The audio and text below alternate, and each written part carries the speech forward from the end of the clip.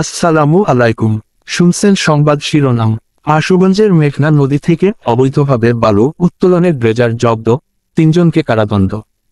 এখন শুনবেন বিস্তারিত। ব্রাহ্মণবাড়িয়ায় আশুগঞ্জে মেঘনা নদীতে অবৈধভাবে ড্রেজার দিয়ে বালু উত্তোলন করায় 3 জনকে কারাদণ্ড দিয়েছে প্রশাসন। বৃহস্পতিবার 26শে জুন বেলা 11টার দিকে মেঘনা নদীর আশুগঞ্জ সার কারখানা এলাকায় এই অভিযান পরিচালনা করেন উপজেলা নির্বাহীর কর্মকর্তা ও নির্বাহীর ম্যাজিস্ট্রেট রাফে মোহাম্মদ সরা। এ সময় অবৈধভাবে বালু উত্তোলনকারী মামা এন্টারপ্রাইজের ড্রেজার আটক করা হয় এবং 3 জন শ্রমিককে আটক করে 7 থেকে 15 দিনের বিনাশ্রম কারাদণ্ড দেয়া হয়। তারা হল সরাইল উপজেলার বাড়িওড়া এলাকার শাহজাহান মিয়ার ছেলে কাউসার, বাগেরহাটের রামপালের শহীদ তালুকদারের ছেলে রফিকুল, খুলনার দাকপের মনোজ রায়ের ছেলে অনুপম রায়।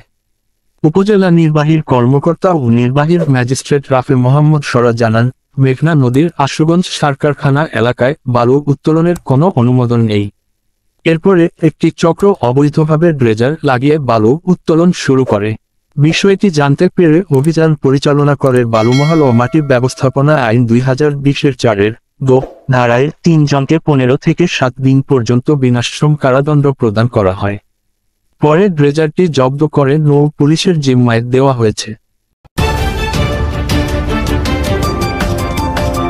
ব্রাহ্মণবাড়িয়া 24.নিউজ।